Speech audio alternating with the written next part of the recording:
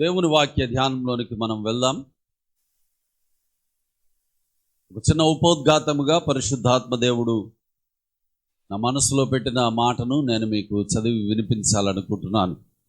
మత్తయి రాసిన సువార్త 4వ అధ్యాయము 18వ వచనం నుండి 22వ వచనం వరకున్న లేఖన భాగాన్ని నేను చదువుతూ ఉన్నాను. దయచేసి మీరందరూ జాగ్రత్తగా వినాలని మనవి చేస్తున్నాను. యేసు గలిలయ సముద్ర తీరమున నడుచుచుండగా పేతురు అనబడిన సీమోను అతని సహోదరుడైన ఆంద్రేయ అను ఇద్దరు సహోదరులు సముద్రములో వలవేయుట చూచెను. వారు జాలరులు.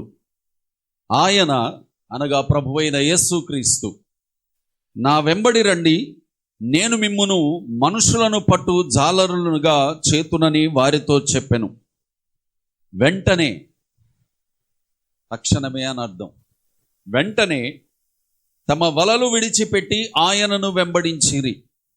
ఆయన అక్కడ నుండి వెళ్ళి జెబెదయి కుమారుడైన యాకోబు, అతని సహోదరుడైన యోహాను అను మరి ఇద్దరు సహోదరులు తమ తండ్రి అయిన జెబెదయి యొద్ద దోనెలో తమ వలలు బాగు చేసుకొనుచుండగా చూచి వారిని పిలిచెను.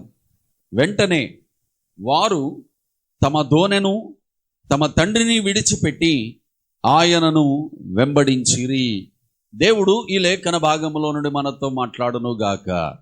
ఆమెన్. ప్రార్థన చేసుకుందాం. దయచేసి అందరం లేచి నిలబడదాం, కళ్ళు మూసుకుందాం, ప్రార్థన చేసుకొని దేవుని వాక్య ధ్యానంలోనికి మనం వెళ్ళిపోదాం. Hallelujah. Thank you Jesus. We praise you Father. దేవా నీకు స్తుతి కలుగునుగాక, దేవా నీకు మహిమ కలుగునుగాక. తండ్రి, నీ నామము ప్రభువ మా ద్వారా గొప్ప చేయబడును గాక. నీకే మహిమ మహిమ మహిమ. స్తోత్రం ప్రభువా. వాక్యమై ఉన్న మా యేసుక్రీస్తు ప్రభువా, కృపా సత్య సంపూర్ణుడైన తండ్రి దేవా, మరి ఒక నూతన ప్రభువా రోజు మా జీవితాలలో మీరు మాకు అనుగ్రహించారు. దేవా, ఆరోగ్యమును బలమును ఆయుష్ను ప్రభువా మీరు మాకు కలుగజేస్తూ ప్రత్యేకంగా దేవా నీ సన్నిధిలో ఉండే ఈ గొప్ప అవకాశాన్ని తండ్రి నాకు, నా కుటుంబానికి, చేరి వచ్చిన ప్రతి ఒక్కరికి, వారి వారి కుటుంబాలకు ప్రభువా మీరు అనుగ్రహించి నీ మందిరములో ఒక కుటుంబముగా మా అందరిని మీరు సమకూర్చినందుకు నీకు కృతజ్ఞతలు దేవా. మరి ఎందుకు ప్రభువా నీ బిడలను ఏమి నేర్పించాలని ప్రభువా జగత్ పునాది వేయబడక మునిపే మీరు నిర్ణయించారో తండ్రి, ఆమె ఆలోచనలు దేవా నీ బిడలకు ప్రభువా ఇప్పుడు మీరు తెలియజేయనై ఉండగా వినగల చెవి, గ్రహించగల హృదయమును ఆయన ప్రతి ఒక్కరూ కలిగి ఉందురుగాక. అటు చెవులకు సున్నతి, హృదయానికి సున్నతి మీరు కలుగజేసి మీ నామ మహిమ కొరకైనటువంటి ప్రభువా బిడలుగా జీవించడానికి నీ వాక్యమును, నీ ఉపదేశమును ప్రభువా ఆధారము చేసుకోగలిగిన స్థిరమైన నూతన బుద్ధిని ప్రభువా బిడలకు మీరు అనుగ్రహించి అల్పుడును ప్రభువా ఒట్టివాడనే దేవా నీవు వాడుకుంటే నీ పాత్రను నీవు ఒప్పుకుంటూ, నీ అధికారానికి ఒప్పుకుంటూ యేసు నామం ద్వారా ప్రార్థిస్తూ వాక్య ధ్యానంలోనికి వస్తున్నాము తండ్రి. ఆమేన్. ప్రభునందు ప్రియమైన దేవుని పిల్లలరా, ప్రియ దేవుని సంఘమా, దేవుని వాక్య ధ్యానంలోనికి ప్రేమతో మీ అందరినీ నేను ఆహ్వానిస్తున్నాను. మీ అందరికీ నా వందనాలు. దేవుడు మనందరినీ దీవించునుగాక. ఆమేన్. ఆయన సమాధానము మనకు, మన కుటుంబాలకు సదా తోడయుండునుగాక. ఆమేన్. కన్నాను కాబట్టి పెంచుతాను, కన్నాను కాబట్టి పెడతాను, కన్నాను కాబట్టి ఇక ఇంట్లో ఉంచుకుంటాను అని ఒక తండ్రి లేక ఒక తల్లి తమ పిల్లలకు చెబుతున్నారంటే దాని అర్థం ఏంటి చెప్పండి? చెప్పాలి. కన్నాను కాబట్టి పెడతాను, కన్నాను కాబట్టి ఇక ఉంచుకుంటాను, కన్నాను కాబట్టి ఇక చూసుకుంటాను అని ఒక తల్లి ఒక తండ్రి తమ పిల్లలతో అంటున్నారంటే ఆ పిల్లల పరిస్థితి ఏంటి? ఆ పిల్లలు ఎలాగుండుంటారు? తల్లిదండ్రులు ఎందుకు ఆ మాట చెబుతారు? చెప్పాలి. చెప్పి చెప్పి విసిగిపోయినప్పుడు వచ్చేటటువంటి మాటలు అవి. అవేదో పిల్లలు పాడైపోవాలనో, పిల్లలు ఉండకూడదు అనో, పిల్లలకు పెట్టకూడదు అనో, లేక మేము చూసుకోకూడదు అనే ఆలోచన కాదు. వాళ్లకు కలుగుతున్న ఆ విసుగు యొక్క తీవ్రత పిల్లలు అర్థం చేసుకోవాలి అని, ఇక ఎలా చెబితే మారతారో అర్థం కాక పిల్లలకు చివరి అస్త్రంగా తల్లిదండ్రులు ప్రయోగించే ప్రయోగం అది, మాటలవి. దైవజనులైనా అంతే, ఏదో దీవించాలి కాబట్టి దీవిస్తాం, ఏదో ప్రార్థన చేయాలి కాబట్టి ప్రార్థన చేస్తాం, ఏదో వస్తున్నారు కాబట్టి చెబుతాం అనే పరిస్థితికి వచ్చారు అంటే పిల్లలు చెప్పి చెప్పి చెప్పి చెప్పి వినకపోతే విసుగు కలిగినప్పుడు వచ్చేటటువంటి మాటలవి. అలాంటి విసుగు దైవజనునికి రావద్దు. అది నీకు శాపం, అది నీకు ప్రమాదం. నీ ఆత్మను రక్షించాలని కోరి దేవుని ఆత్మ చేత నడిపించబడుతూ నీకు దేవుని వాక్య సందేశాన్ని అందిస్తూ నీ క్షేమం కొరకు ప్రార్థన చేసే దైవజనునికి విసుగు రాకూడదు. మందిరానికి రమ్మని చెప్పే విషయంలో విసుగు రాకూడదు. నువ్వు ప్రార్థనలో ఉండు అని చెప్పే విషయంలో విసుగు రాకూడదు.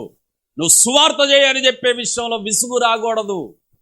దేవుని కొరకు నమ్మకంగా నడువు అని చెప్పే, నిన్ను దేవుని వాక్యములో నడిపించడానికి దేవుడు వాడుకుంటున్నటువంటి దైవజనుడు చెప్పే ఆ మాటల విషయంలో దైవజనునికి విసుగు రాకూడదు. Once is upset, you are gone, అంతే. ఇక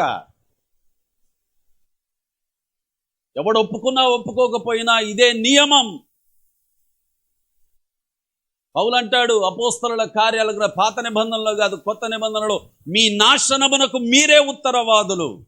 you are the prime reason for your destruction. మీ నాశనమునకు మీరే కారణం. I am not the reason, I am not accountable అంటాడు పౌలు. అని అప్పటి వరకు అంత భారముతో పరిచర్య చేసి అవసరమైతే నా ఇంటి వారైనా మీరు రక్షణ పొందాలి అంటే నేనైనా పాపిగా మారిపోతాను అని తన భారాన్ని కలిగి స్వార్థ చేసినటువంటి వ్యక్తి ఏమంటాడో తెలుసా? ఇక మీకు నేను స్వార్థ చేయను, నేను వెళ్ళిపోతున్నానని వెళ్ళిపోయాడు పౌలు. హి లెఫ్ట్. అప్పుడు వచ్చింది శిక్ష. అది మామూలుగా రాలేదు. ఇల్లు వాకిలి కొండ గుట్ట చెట్టు పుట్ట అసలు దిక్కులేనటువంటి పరిస్థితులు వచ్చేసాయి. చదవండి అపోస్తలుల కార్యం, తెలుస్తుంది మీకు. బైబిల్ ఇచ్చాడు దేవుడు, చదువుకోవడానికే. చదవండి ఒక్కసారైనా. దైవజనుడికి విసుగు గలగొద్దు ప్రియులారా. Once he is upset, that's it, gone. ఆ ర్యాపో, ఆ అటాచ్మెంట్, ఆ స్పిరిచువల్ అటాచ్మెంట్, ఆ ఆత్మీయ ఆ అంటు కట్టినటువంటి ఆ స్థితి ఒక్కసారి పోయింది అంటే అది రాదు. అందుకే యేసయ్య అన్నాడు, ఏమన్నాడో తెలుసా? దేవుడు నీకు సమీపముగా ఉన్నప్పుడే ఆయనను నీవు వెతుకు. వెతుకు వారికి ఆయన దొరుకుతాడు. దేవునికి మహిమ కలుగునుగాక. హల్లెలూయా. ఆయన ఉదాహరణగా మాట్లాడుతున్నాడు ఆ మాట. అంటే అర్థం ఏంటి? నీతో దేవుడు మంచిగా మాట్లాడుతున్నప్పుడే, నీ మేలు కోరి నిన్ను ప్రేమిస్తూ నిన్ను చెయ్యమని చెబుతున్నప్పుడే నీవు దానిని చెయ్యి, విను. అప్పుడు నీకు మేలు కలుగుతుంది. ఒకడన్నాడట, నిన్ననే ఎద్దు కొనుక్కున్నాను చూసి వస్తానన్నాడట. ఏం చేశాడు? ఎద్దు కొనుక్కున్నాడట, చూసి వస్తాడట. ఎవడైనా చూసి కొంటాడా, కొని చూస్తాడా అండి?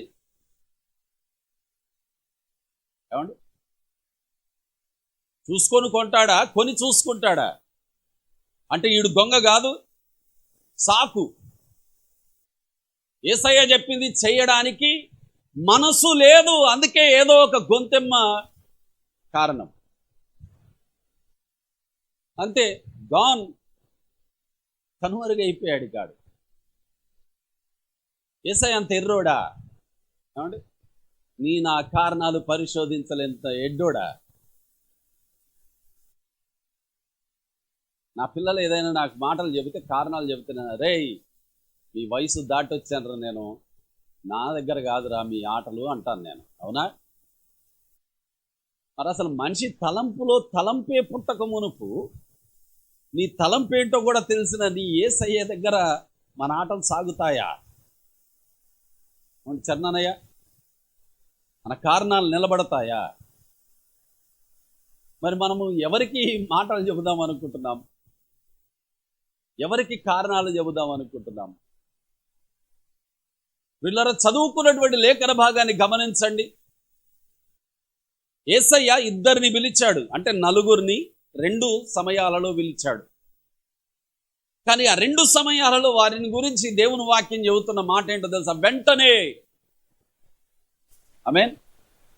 ఎప్పుడట? ఎప్పుడట? ఎప్పుడట? మరి నువ్వెప్పుడు? ఎవరు దేవుడు మాట్లాడిన మాటలకు వెంటనే స్థిరంగా స్పందిస్తారు ప్రియులరా, వారిని యేసయ్య లక్ష్యం ఉంచుతున్నాడట. హి కాన్సంట్రేట్స్ ఆన్ దెమ్. కోపంతో చెప్పట్లే, ఆవేశంతో చెబుతున్నా. కోపంతో చెబితే నేను దేవుని చిత్తాన్ని నెరవేర్చలేను, ఇట్స్ ఆఫ్ నో యూజ్. కానీ ఆత్మావేశంతో చెబుతూ దేవుని చిత్తాన్ని నెరవేర్చగలను. ఆ ఆవేశంతో చెబుతున్నా. నీ ఆత్మ రక్షించబడాలనే కోరికతో చెబుతున్నా.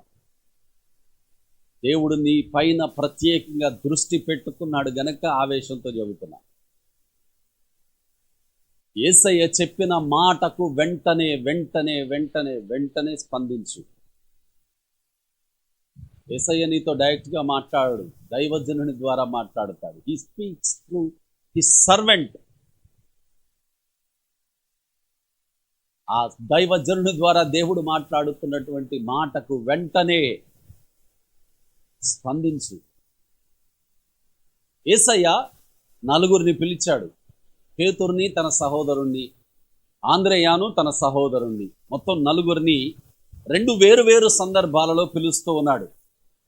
ఆయన పిలుస్తున్నప్పుడు వారు పనులు చేసుకుంటున్నారు. ఆమేన్. మీరు చాలా జాగ్రత్తగా గమనించాలి ఈరోజు ఈ మాటలు. దేవుని ఆత్మ బలంగా నన్ను బలపరుస్తున్న దానిని బట్టి ఈ వాక్య సందేశం చెబుతున్నాను. వారు దే ఆర్ ఇన్ డ్యూటీ. వారు పనిలో ఉన్నారు, వారు ఉద్యోగంలో ఉన్నారు.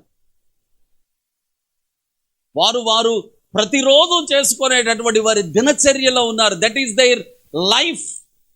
ఆ పని వారికి జీవము. అలా పనిలో ఉన్న వారి దగ్గరకు వచ్చాడు యేసయ్య.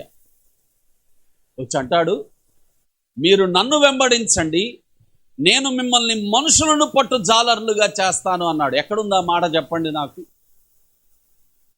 ఎక్కడుంది? ఈ బైబిల్ది ఎక్కడుందా మాట? చూడండి ఒకసారి, చూడండి ఎక్కడుందో. 4 ఎక్కడ? చదవండి ఒకసారి. మరి అది మరి నేను మిమ్మును మనుషులను పట్టు జాలర్లుగా చేస్తాను. వారు ఉద్యోగం చేసుకుంటున్నారు, వారు పని చేసుకుంటారు. They are busy. యాంకుల్ అవునా కదా? వాళ్ళు బిజీగా ఉన్నారు. బిజీగా ఉంటే యేసయ్య వచ్చి అంటాడు, మీరు నన్ను వెంబడించండి, నేను మిమ్మును మనుషులను పట్టు జాలర్లుగా చేస్తాను. దేవుని వాక్యం అంటుంది ప్రియులరా, వెంటనే వారు తమ వలలు విడిచి ఆయనను వెంబడించిరి. ఆంద్రేయ యోహాను గారు అయితే దోణెలను విడిచిపెట్టి, తమ తండ్రిని విడిచిపెట్టి, వలలు విడిచిపెట్టి యేసయ్యను వెంబడించుకుంటూ వెళ్ళిపోయారట ప్రియులరు. వెంటనే చెప్పండి అందరూ గట్టిగా, వెంటనే. ఈ వెంటనే అనేది ఏ విశ్వాసి అయితే ప్రదర్శిస్తాడో ఆ విశ్వాసిని దేవుడు ఆశీర్వదిస్తాడు. అయితే ఇప్పుడు నా ప్రశ్న అడుగుతున్నాను, జాగ్రత్తగా వినండి. ఇప్పుడు వాళ్ళు వలలు విడిచిపెట్టి వెళ్ళారా? దోణెలు విడిచిపెట్టి వెళ్ళారా? తండ్రిని విడిచిపెట్టి వెళ్ళారా? మళ్ళీ ఇంకెప్పుడు చేపలు పట్టలేదా? మళ్ళీ ఇంకెప్పుడు సముద్రంలోనికి వెళ్ళి వలలు వేయలేదా? వాళ్ళను యేసయ్య టోటల్గా అసలు మొత్తం వదిలేసి వచ్చేయండిరా మనందరం కలిసి జోలేసుకొని తిరుగుదామన్నాడా? లూకా రాసిన సువార్త 5వ అధ్యాయంలో దేవుని వాక్యం అంటుంది, సిమోను పేతురట వల వేయడానికి వెళ్ళాడట. కానీ రాత్రంతా అదే ప్రదేశంలో చేపలు పట్టారట, కానీ ఒక్క చేప కూడా పడలేదట. కానీ యేసయ్య చెప్పిన మాట ప్రకారం వల వేశాడట. చేపలు పడవలు నిండిపోయి వలలు పికిలిపోయే అంతగా పడ్డాయట. యేసయ్య రమ్మనగానే వాళ్ళు వెంటనే బయలుదేరి వెళ్ళిపోయారు. కానీ దే డిడ్ దేర్ బిజినెస్, వాళ్ళు వాళ్ళ వ్యాపారం చేశారు, వాళ్ళు వాళ్ళ జీవనోపాధి చేసుకుంటూ ఉన్నారు. కానీ యేసయ్యను వెంబడిస్తూ ఉన్నారు. మరి ఎందుకు వెంటనే అనే మాట వాడబడింది అంటే ప్రయారిటీ, ఇంపార్టెన్స్. యేసయ్య పరీక్షిస్తున్నాడు, యేసయ్య పరిశోధిస్తున్నాడు, యేసయ్య పరిశీలిస్తున్నాడు. వీళ్ళు దేనికి ప్రాధాన్యత ఇస్తారు? పరీక్ష.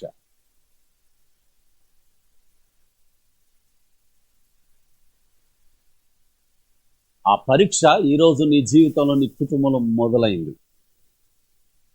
హ్యాస్ బిగన్, మొదలైంది. ఆ పరీక్షలో నువ్వు ఓడిపోతున్నావో నువ్వు గెలుస్తున్నావో నీకే తెలుసు కదా.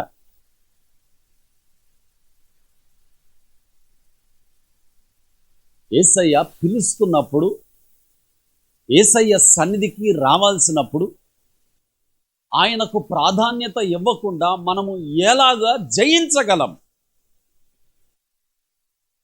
అందుకే యేసయ్య అన్నాడు, నాకు వేరై ఉండి మీరేమీ చెయ్యలేరు. నువ్వు ఎప్పుడైతే యేసయ్యను అంగీకరించావో, మనం అనుకుంటున్నాం అప్పుడు అలాగున్నాం, ఇప్పుడు క్రైస్తవులమయ్యాం, అప్పుడు అలా ఉండేవాళ్ళం, ఇప్పుడు పరిశుద్ధులమయ్యాం, అప్పుడు అలాగుండేది, ఇప్పుడు కొద్దిగా దీవించబడ్డాం అని అనుకుంటున్నాం మనం. అది కాదు. యేసయ్యలోనికి రావడము అంటే లోకములో నుండి నీవు నరకబడి యేసయ్య అనే వల్లికి నీవు అంటుకట్టబడ్డావు అని అర్థం. సంఘముతో ఆత్మ చెప్పుచున్న మాట చెవిగలవాడు వినుగాక. అర్థమైందా? లోకము నుండి డైరెక్ట్గా దేవుడు నరికేసి నిన్ను తీసుకొచ్చి ఆయనలో అంటు కట్టుకున్నాడు. అంటే ఇప్పుడు నీకు జీవమైన, నీకు ఆదరణైనా, నీకు సమాధానమైన, అసలు నీ ఉనికికి కంప్లీట్ ఆధారమే యేసయ్య అనే ఆ మొదలు, ఆ వేరు, ఆ వేరు, ఆ మొదలు. ఇప్పుడు అందులో అంటుకట్టబడినటువంటి నీవు దేనికి ప్రాధాన్యత ఇవ్వాలి? దేనిని బట్టి ఎదగాలి? దేనిని బట్టి నడవాలి? యేసయ్యను బట్టి కాదా? యేసయ్య చిత్తాన్ని బట్టి కాదా? మరి ఆ చిత్తాన్ని, ఆ యేసయ్య యొక్క అనుకరణను వెంటనే చేయకపోతే నువ్వు దేనికి ప్రాధాన్యత ఇస్తున్నట్టు? నువ్వు దేన్ని ఎక్కువ ప్రేమిస్తున్నట్టు?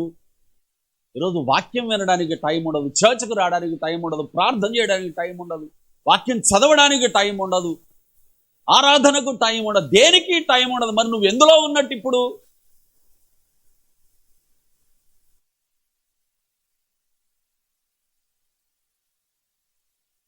ఆత్మీయతలో ఉన్నట్ట, లేక మళ్ళీ యేసయ్యలో నుండి తెగగొట్టబడి లోకంలో అంటు కట్టబడ్డట? ఎందులో ఉన్నట్టు? ఆదివారం ఆరాధనకు వచ్చాం, మా పాస్టర్ గారు గట్టిగా ఏదో 4 మాట, ఆయనకి అది అలవాటైన పద్ధతిలే వినేసి వెళ్ళిపోదాం అనుకుంటున్నారా? యేసయ్య అంటాడు, వెర్రివారా, వెర్రివారలారా అంటాడు యేసయ్య.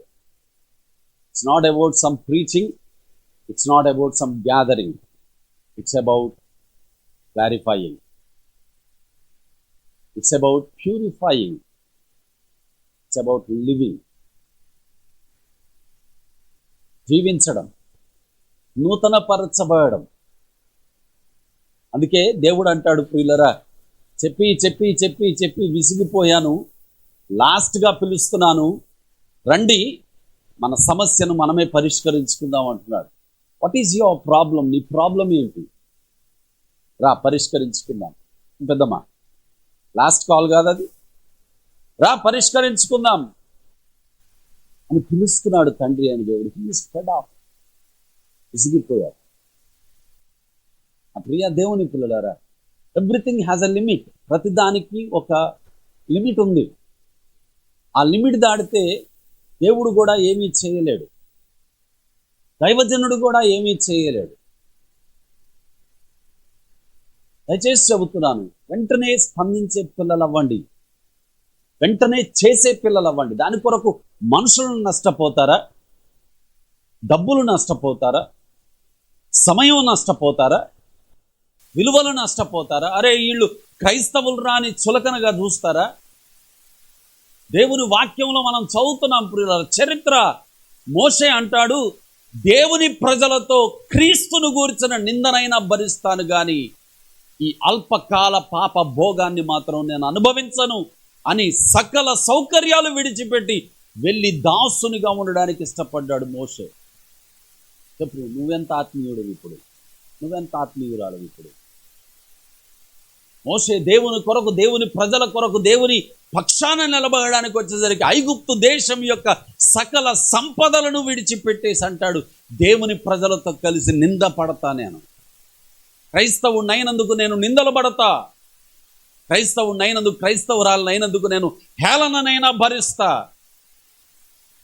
అవమానాన్నైనా భరిస్తా.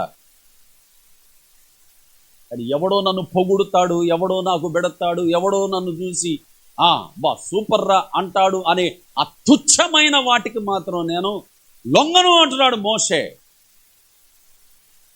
వెంటనే అనే మాటకు పరిభాష అర్థం అదే ప్రియులారా, అర్థం అదే. దేనికి ఇంపార్టెన్స్ ఇస్తున్నావు? పౌలు ఈ లోకంలో సౌలుగా జీవిస్తున్నాడు. చూడండి, గమనించండి. సౌలుగా ఉన్నప్పుడు పౌలే అంటున్నటువంటి సాక్ష్యం చూడండి దయచేసి. అపోస్తలుల కార్యాల గ్రంథం 22వ అధ్యాయం 1వ వచనం చదవండి దయచేసి. కొంచెం ఓపికతో చదువుదాం, ఎక్కువ ఉంటుంది. సహోదరులారా, తండ్రులారా, నేనిప్పుడు మీ ఎదుట చెప్పు సమాధానమేమనగా, చూడండి ప్రియులరా, పౌలు గారిని తీసుకెళ్లి సభ ఎదుట నిలబెట్టారు. Every leader is present there. ప్రతి ఒక్కరూ పౌలును బలవంతంగా పట్టుకొని వచ్చారు, సభలో నిలబెట్టారు. ఇప్పుడు అక్కడ కూర్చున్నటువంటి అధికారులందరూ కూడా పౌలు యొక్క సహోదరులే, పౌలుకు తండ్రితో సమానమైన వారే, పౌలుకు తెలిసిన అతి సన్నిహితమైనటువంటి స్నేహితులే, బంధువులే. చూడండి,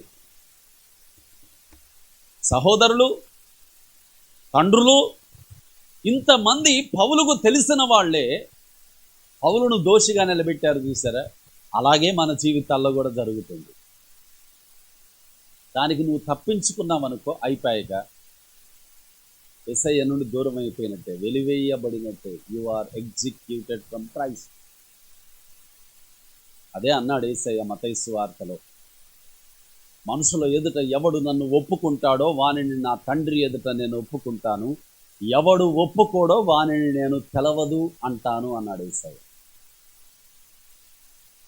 అప్పటి వరకు పౌలును అన్ని రకాలుగా సహకరించి ప్రేమించిన వాళ్లే పౌలు యేసుక్రీస్తును అంగీకరించాడని బలవంతంగా తెచ్చి సభలో నిలబెట్టారు. చూసారా?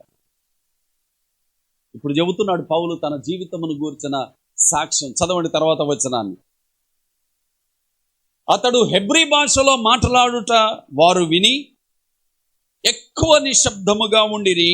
అప్పుడు అతడు ఈలాగు చెప్పసాగెను, నేను కిలికియాలోని తార్సులో పుట్టిన యూదుడను, అయితే ఈ పట్టణములో గమాలియేలు పాదముల యొద్ద పెరిగి మన పితరుల ధర్మశాస్త్రమంతటి చొప్పున నిశ్చయందు శిక్షితుడనై మీరందరూ నేడు ఉన్న ప్రకారము దేవుని గూర్చి ఆసక్తుడనై ఉంటిని. ఈ మార్గములోనున్న పురుషులను స్త్రీలను బంధించి చెరసాలలో వేయించుచు మరణము వరకు హింసించి తిని. ఇందును గూర్చి ప్రధాన యాజకులను పెద్దలందరూ నాకు సాక్షులై ఉన్నారు. నేను వారి వలన సహోదరుల యొద్దకు పత్రికలు తీసుకొని దమస్కులోని వారిని కూడా బంధించి దండించుటకై యెరూషలేము వరకు తేవలనని అక్కడికి వెళ్ళి తిని. పౌలు గారు తన యొక్క గతము గురించి ప్రస్తావిస్తున్నాడు ప్రియులారా. ఎవరి దగ్గర చెప్పాలి. ఈరోజు మీరు చెప్పకపోతే నేను ముగించా. చెప్పండి గట్టిగా. ఎవరి దగ్గర? తనను బంధించిన వారి దగ్గర. ఎవరి దగ్గర? అది తనను పట్టుకున్న వారి దగ్గర చెబుతాడు. ఇంతకు పట్టుకున్నది ఎవరు? ఇప్పుడు చెప్పండి. పట్టుకున్నది ఎవరు? పౌలు గతము బాగా తెలిసిన వాళ్ళు, పౌలును పెంచిన వాళ్ళు, పౌలుతో కలిసి తిరిగిన వాళ్ళు, పౌలు యొక్క గత జీవితాన్ని క్షుణ్ణంగా చూసిన వాళ్ళే పౌలును పట్టుకుంటే పౌలు అంటాడు, విడిచిపెట్టేస్తానులే యేసయ్యని, నాకు మీకంటే ముఖ్యమేమీ కాదు, చిన్నప్పటి నుండి నాతో ఉన్నవాళ్ళు మీరు, నాకు తెలిసిన వాళ్ళు మీరు, కాబట్టి మీతోనే వచ్చేస్తాను అని అన్నాడా? మరేమన్నాడు? ఒకప్పుడు నేను అలాగున్నాను, నువ్వు నన్ను మార్చలే. ఆమేన్. ఒకప్పుడు అలాగ నేనున్నాను, నువ్వు కనీసం నన్ను పట్టించుకోలే. ఒకప్పుడు అలాగుంటే మా అంటే నువ్వు జాలిపడ్డావేమో, ఒకవేళ నా ప్రవర్తన చూసి ఛీ అన్నావేమో. కానీ అలాగున్న నన్ను ఇలాగ మార్చిన వాడు యేసయ్య ఒక్కడే. ఆయనను గురించి చెప్పకుండా నేను ఎవరి గురించి చెప్పాలి? దేవునికి మహిమ కలుగునుగాక. Hallelujah. That should be the core interest of every believer. ప్రతి విశ్వాసి యొక్క ప్రాముఖ్యమైన ప్రధానమైన ఆసక్తి అయి ఉండాలి.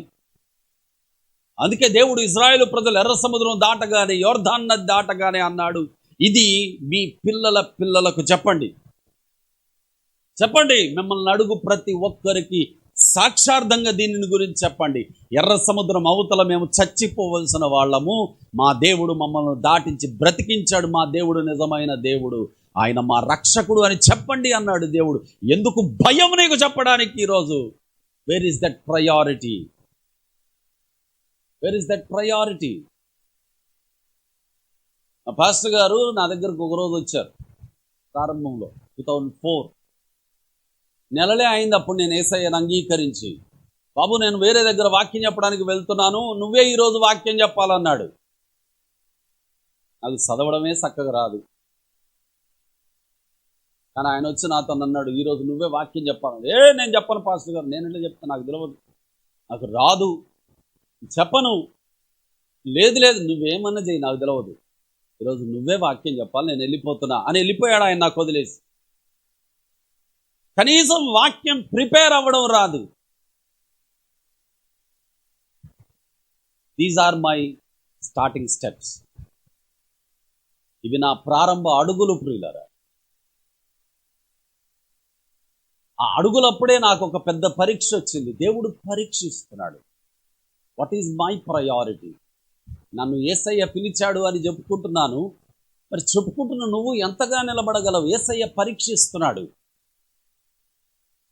ఆయన వచ్చి చెప్పేసి వెళ్ళిపోయాడు, నా రెస్పాన్స్ కూడా పట్టించుకోలేదు, వెళ్ళిపోయాడు అంతే. ఇంట్లోకి వచ్చి మోకాళ్ళు వేసి ప్రార్థన చేయడం మొదలుపెట్టాను. ప్రభువా నాకు తెలియదు, కానీ నాకు అవకాశం వచ్చింది కాబట్టి నీ మాట చెప్పను నేను చేస్తానయ్యా, నేను నిలబడతా, ఇక నన్ను వాడుకోవాల్సింది నీదే ప్రభు అని నా నడుము ముగించుకుని వెంటనే చర్చికి వెళ్ళిపోయి ఐ స్టూడ్ దేర్, నిలబడ్డాను. 45 నిమిషాల పాటు ప్రసంగం చేశాను. That was a very good message in my entire history. నా ప్రసంగాలలో నాకు ఎక్కువ ఇష్టమైన గుర్తున్న ప్రసంగం అదే ప్రియులారా. Still I remember everything. దేవుడు అని నా హృదయంలో ముద్ర వేశాడు. ఎందుకో తెలుసా? వెంటనే నేను వెళ్ళిపోయా. I responded very quickly. నాకు రాదు, నాకు తెలియదు, నాకు చేత కాదు అంటే ఎప్పటికీ చేత కాదు. ఆసక్తి ఉంటే నన్ను యేసయ్య అలా ఉన్న వ్యక్తిని ఎలాగ మార్చాడు, అలాగున్న జీవితాన్ని ఎలాగ చేశాడు అనే కృతజ్ఞత కొద్దిగా ఉన్నా నేర్చుకుంటావు. నేర్చుకున్న దానిని ప్రతిరోజు నీ అనుకరణలో చూపిస్తావు దాన్ని. పౌలు అంటున్నాడు, ఒకప్పుడు అలాగున్నాను, నువ్వు నన్ను మార్చలే, దైవజనుడు కూడా మార్చాడండి. It's not about preacher or pastor. Pastor కాదు ఇక్కడ. మా అయ్యగారు అంటారు, దట్ అయ్యగారు లేదేమీ లేదు. Yesayya, he is the supreme one. ఆయన వచ్చాడు మన జీవితాల్లోని. కవితమ్మ రాలేదా? మన కుటుంబాల్లోనికి, నా జీవితంలోనికి యేసయ్య వచ్చాడండి. మా అమ్మ కూడా మార్చలే నన్ను, మా నాన్న మార్చలే, నా యేసయ్య మార్చాడు. ఆ ఫోకస్ ఎప్పుడైతే యేసయ్య మీదకి వెళ్తుందో, ఆ యేసయ్య గురించి నువ్వు ఏది చేయాలో ఆయన చెప్పిందల్లా నువ్వు చేసేస్తావు. ఆత్మ నిన్ను నడిపిస్తాడు. అదే చెప్పాను పోయిన వారం నీకు. ఎందరూ ఆత్మ చేత నడిపించబడతారో వారందరూ దేవుని పిల్లలగుటకు అధికారము పొందుకొని ఉన్నారు. ఎవరు ఆయన చిత్తాన్ని, ఆయన ఆత్మ అనుకరణను అనుసరిస్తారో వారిని ఆయన లక్ష్యముంచుతున్నాడు. He is concentrating them. అందుకే పౌలు అంటున్నాడు, అయ్యా పట్టకొచ్చారు మంచిదే, సంపితే సంపేయండి, కానీ ఒకప్పుడు నా జీవితం అది హింసించాను, ఇదే క్రైస్తవులను పట్టి చెరసాలలో వేశాను, ఇదే క్రైస్తవులను చచ్చిపోయేలాగా చేశాను, ఇదే క్రైస్తవులను అధికారుల యొక్క అండ చూసుకొని బలము చూసుకొని నా ఇష్టానుసారంగా కొట్టాను, హింసించాను. కానీ అదే క్రైస్తవుల పక్షాన ఉన్న యేసయ్య నన్ను పిలిచాడు. అపోస్తలుల కార్యాల గ్రంథం 9వ అధ్యాయంలో పౌలు గారికి యేసయ్య సాక్షాత్కార ప్రత్యక్షత కలగగానే యేసయ్య అంటున్నాడు, నువ్వేమి చేయాలో నేను నీకు చెబుతాను అన్నాడు. చూడండి దయచేసి ఒకసారి అపోస్తలుల కార్యాల గ్రంథం 9వ అధ్యాయం, అపోస్తలుల కార్యాల గ్రంథం 9వ అధ్యాయం 6వ వచనాన్ని చదవండి దయచేసి. లేచి పట్టణములోనికి వెళ్ళుము, అక్కడ నీవు ఏమి చేయవలనో దానిని నీకు తెలియజేస్తాను అని చెప్పాను. అలాగా 9వ అధ్యాయంలో యేసయ్య ప్రత్యక్షమై ఏమి చేయాలో నీకు చెబుతాను అని చెప్పిన ఆ సంగతి ఏమి చేయమన్నాడో చదువుదాం. అదే అపోస్తలుల కార్యాల గ్రంథం 22వ అధ్యాయం 14వ వచనాన్ని చదవండి దయచేసి. అపోస్తలుల కార్యాల గ్రంథం 22వ అధ్యాయం 14వ వచనం. అప్పుడు అతడు, మన పితరుల దేవుడు తన చిత్తము తెలుసుకొనుటకును ఆ నీతిమంతుని చూచుటకును, ఈ మాట అండర్లైన్ చేసుకోండి దయచేసి, ఆయన నోటి మాట వినుటకు నన్ను నియమించను. దేవునికి మహిమ కలుగును గాక. హల్లెలూయా. కొండలు ఎత్తడానికి నియమించను, ఏమండి, మందిరాలు కట్టడానికి నియమించను, అది చేయడానికి నియమించను, ఇది చేయడానికి నియమించను అనట్లేదు పౌలు. ఏమంటున్నాడు? ఒకే ఒక్క మాట, దేవుడు చెప్పిన మాటను వినడానికి నన్ను నియమించు. మరి అంతా పరిచయం చేసినటువంటి పౌలు గారు, ఆసియా ఖండమంతా సంఘాలు కట్టిన పౌలు గారు, ఈ రోజుల్లో అంటే మందిరాలు అంటున్నాం, అప్పుడు సంఘాలు అనేవాళ్ళం, సంఘాలు కట్టినటువంటి పౌలు గారు అంత బలమైన పరిచర్య జరిగించడానికి, అంత ఘనమైన విశ్వాసిగా భక్తునిగా ఎదగడానికి కారణం ఏంటి తెలుసా? దేవుని మాట నేను వినాలి అనే ఆయన సమర్పణే.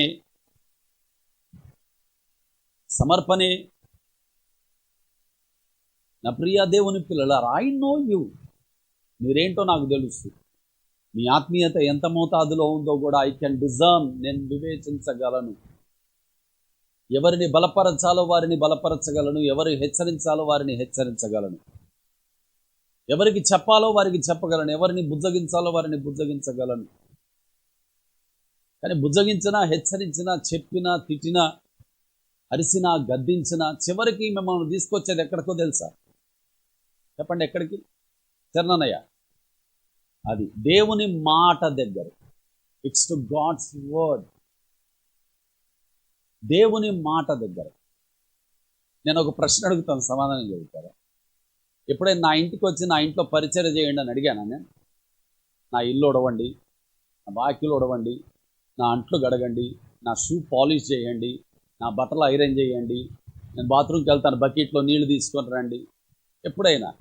సరే, మీరంటే కొత్తలు, మా చరణన్నయ్య, నేను ఒకవేళ చెప్పుంటే చేసేవాళ్ళే అన్నయ్య, దైవజనుని కొరకని. కానీ ఏ రోజైనా ఇన్ని సంవత్సరాలు నా పరిచర్య జీవితంలో నెవర్. అందుకు కాదు దేవుడు నన్ను పిలిచింది. చేసేవాళ్ళు ఉన్నారు, అలాగా విశ్వాసులు చేస్తూ ఉంటారు. ఆంధ్రాకి వెళ్తే ప్రతి సంఘంలో ఇలాగే ఉంటుంది. పాస్టర్ ఏమి చేయరు, ఇక మొత్తం వాళ్ళే సంఘస్థులే చేస్తారు. ఇల్లు ఊడవడం మొదలుకొని, బట్టలు ఉతకడం మొదలుకొని, బాత్రూమ్ సెట్ చేయడం మొదలుకొని, ఐరన్ చేయడం మొదలుకొని, అన్నీ అయ్యగారు వాక్యం చెప్పి లోపలికి రాగానే కాళ్ళు ఒత్తడానికి మొదలుకొని ఎవ్రీథింగ్ నేను చేశాను అలాగా. నేను పర్సనల్గా చేశాను అలాగా, సంవత్సరాలు చేశాను. ఈరోజు కూడా చేస్తాను. నాకంటే పెద్ద దైవజనులు ఎవరైనా నా ఇంటికి వస్తే I SIT at their feet, వాళ్ళ కాళ్ళ దగ్గర కూర్చొని కాళ్ళు ఒత్తుకుంటూ ఉంటాను. ఈ రోజుకైనా అంతే, నేను చేసి వచ్చాను. కానీ నేను అడుగుతున్నాను, డిడ్ ఐ ఎవర్ ఎప్పుడైనా మిమ్మల్ని అలాగా నా ఇంట్లో ఇది చేయండి, అది చేయండి చెప్పలేనా? అది నాకు చేత కాదా? మీరు ఇలాగ చేస్తే దేవుడు దీవిస్తాడు అని చెప్పడం ఎంతసేపు? దాని మీద నా దృష్టి లేదు ప్రియులరా. నా దృష్టి అంత ఒక్కటే, నువ్వు దేవుని మాట వింటున్నావా లేదా, అదొక్కటే నా కాన్సన్ట్రేషన్. అదొక్కదాని కొరకే దేవుడు నన్ను ఈ ఆల్ నేషన్స్ చర్చ్ కొరకు నియమించాడు. దానినే చెబుతాను నీకు. దానికి నువ్వు వెంటనే అనే ప్రాతిపదికను నువ్వు స్పందించకపోతే చివరికి నాకు కూడా విసుగొచ్చేస్తుంది. సీరియస్లీ నాకు కూడా విసుగొచ్చేస్తుంది. నేను నీ మీద చేయేస్తా, కానీ మనస్సు ఉండదు. నేను నీ కొరకు ప్రార్థన చేస్తా, కానీ నా కాన్సన్ట్రేషన్ ఉండదు. నేను నీ ఇంటికి కూడా వస్తా, కానీ ఏదో షుడ్ కమ్ అంతే, వస్తా. ఓపెన్గా చెబుతున్నా, ఇందులో రహస్యం ఏమీ లేదు. బహుశా ఇలాగ ఎవడు చెప్పకపోవచ్చు కూడా, బట్ నేను చెబుతా. నా పిల్లలు మీరు, నేను చెబుతా. అయిష్టంగానే వస్తానేమో, ఆత్మ పని చెయ్యదు, ఆ అంటూ ఉండదు. కానీ నువ్వు దేవుని మాట చేయి. ఆమేన్. నువ్వు దేవుని మాట చేయి. దేవుని మాటను అనుసరించినాడు. దైవజనుని ద్వారా దేవుడు మాట్లాడుతున్న తన ఉపదేశాన్ని అనుసరించినాడు. నేను రాకపోయినా యేసయ్య వస్తాడు. నేను దీవించకపోయినా ఆయన దీవిస్తాడు. నేను ప్రార్థన చేయకపోయినా యేసయ్య నీ పక్షాన తండ్రికి విజ్ఞాపన చేస్తూనే ఉన్నాడు. Everything will happen. అందుకే యేసయ్య అన్నాడు, ప్రియులరా, మొదట సేవకుడిని వెంబడించండి, తర్వాత సంఘంలో పరిచర్య చేయండి అనలేదు యేసయ్య. ఏమన్నాడు? మొదట నా నీతిని, నా రాజ్యాన్ని వెతకండి, అప్పుడు అవన్నీ మీకు అనుగ్రహింపబడును. They all shall follow you. అవన్నీ మీకు అనుగ్రహింపబడును.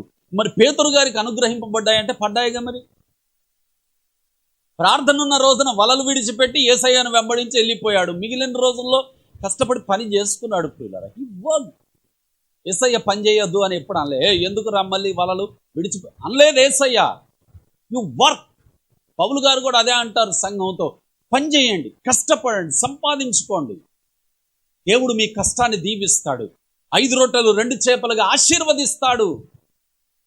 వాటిని అధికం చేస్తాడు. నీకే కొదువ ఉండనివ్వడు. ఆయన కాపరిగా ఉంటాడు. ఆయన మల్టిప్లై చేస్తాడు. కష్టపడండి అన్నాడు పౌలు గారు సంఘముతో. కానీ కష్టపడుతున్నటువంటి నీవు ఆ కష్టము చాటున దేవునిని నిర్లక్ష్యము చెయ్యొద్దు please. It is not good and safe for you. అది క్షేమము కాదు. రమ్మన్నప్పుడు వచ్చేసారు అంతే. ప్రార్థన అయిపోయింది, ఆరాధన అయిపోయింది, టైం ఫ్రీ అయిపోయింది, వెంటనే వలలు పట్టుకొని సముద్రంలోకి వెళ్ళిపోయారు. రాత్రంతా కష్టపడ్డారు, కానీ ఒక్క చేప దొరకలే. యేసయ్యమన అందుకేరా నేను పోవద్దంటే మీరు విన్నారా అనలేదు యేసయ్య. ఇప్పుడు నేను వస్తా పదండి, దేవునికి మహిమ కలుగునుగా, హల్లెలూయా, నేను కూడా వస్తా పదండి. వచ్చాడు యేసయ్య తోడుగా. ఎందుకు కాదు ఇప్పుడే వల, రాత్రంతా వేసామే. అయినా సరే నేను చెబుతున్నాక వెయ్యి, సరే నీ మాట చొప్పున వేస్తున్నాం. అయిపోయా మరాకల్, అద్భుతం. సంవత్సరాలు కష్టపడతాం, కానీ ప్రతిఫలం శూన్యం. చివరికి అప్పులే, చివరికి ఆయాసాలే, చివరికి అనారోగ్యాలే, చివరికి బీపీలు, టెన్షన్లు, నానా రకాలైనటువంటి అనారోగ్య సమస్యలే. మరి ఇంతకాలం కష్టపడి ఏం పొందుకున్నావు నువ్వు? ఒక్క రాత్రి కంటి నిండా నిద్రపోలేకపోయావు. మరి ఇది ప్రయాస అంతా యేసయ్య లేడు నీ ప్రయాసలో. ఎందుకు లేడు అంటే ప్రయారిటీ ఏది, ప్రాధాన్యత ఏది? అందుకే ఎప్పుడు చెబుతున్నాను, మళ్ళీ చెబుతున్నాను, నువ్వు సుఖముగాను సౌఖ్యముగాను నెమ్మదితో బ్రతకాలి అంటే ఒక్కటే, నీ ఆత్మలో నీవు వర్ధిల్లాలి. ఆమేన్ చెప్పు. ఏం చేయాలి? ఆత్మలో. కర్ణన్నయ్య వాళ్ళు రాత్రంతా ప్రయాణం చేసి వచ్చారు, అవునమ్మా? కానీ మందిరానికి ఎందుకు వచ్చారు? పడుకోవచ్చుగా. అడుగుతున్నా. ఆ సరోజ ఆంటీకి అస్సలు బాగాలేదు, కూర్చొని ఓపిక కూడా లేదు, అయినా సరే మందిరానికి వచ్చింది. ఎందుకు వచ్చింది? ప్రణీత్ వాళ్ళు కూడా నైట్ అంతా ప్రయాణం చేసి వచ్చారు, ఇంట్లో రెస్ట్ తీసుకోవచ్చుగా. వెళ్ళేమో కూడా ఆడవాళ్ళు ఊరుకొచ్చింది, రెస్ట్ తీసుకోవచ్చుగా. ఏమండి? అడుగుతున్నా. మీరు అందరూ కూడా ఎన్నో విషయాలలో ఉండి ఈరోజు మందిరానికి వచ్చారు. రెస్ట్ తీసుకో, నేను కూడా రెస్ట్ తీసుకోవచ్చుగా. ఎందుకు వచ్చాం? ప్రయారిటీ, ప్రాధాన్యత. చెప్పండి అందరూ, ప్రాధాన్యత.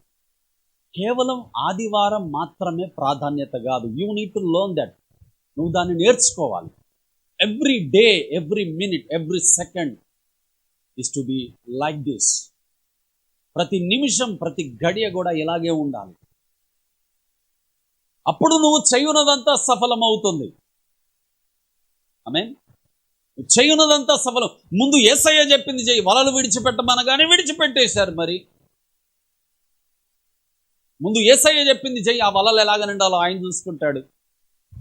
ఆమేన్. ఆ వలలు ఎలాగ నిండాలో ఆయన చూసుకుంటాడు. ముందు విడిచిపెట్టు వాటిని.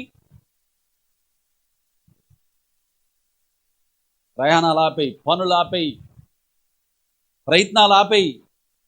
దేవుని సన్నిధి సమయం వచ్చిందిలో కూర్చో, వచ్చి దేవుని దగ్గర ఉండు.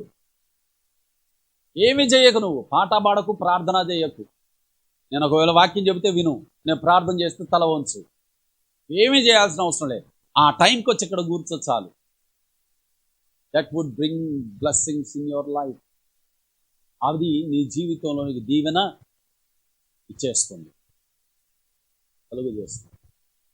అందుకే దావీదు గారు తన అనుభవంలో నుండి ఒక మాట రాస్తాడు. దేవా, ఇంతగా నీవు నన్ను, నా కుటుంబాన్ని, నా రాజ్యాన్ని కాదు, నీవు నన్ను, నా కుటుంబాన్ని ఇంతగా హెచ్చించుటకు నేను ఏ పాటి వాడను, నా కుటుంబం ఏ పాటిది. నీవు మాట ఇచ్చి ఉన్నావు. చూసారా, పౌలు గారు ఏమన్నారు? ఆయన మాట వినుటకు దేవుడు నన్ను నియమించెను. కీర్తనకారుడు ఏమంటున్నాడు? దీవించబడ్డాక, దేవా నీ మాట వలన మాత్రమే నేను దీవించబడ్డాను. దేవునికి మహిమ కలుగును గాక. హల్లెలూయా. అందుకే యేసయ్య అన్నాడు, ప్రియులారా, మనుషుడు రొట్టె వలననో, అన్నం వలననో, ఇంకా దేని వలననో, తినడం వలన బ్రతకడు. రోగాలు తప్పేమీ లేవు. అన్నం తింటే షుగర్. ఏమండి?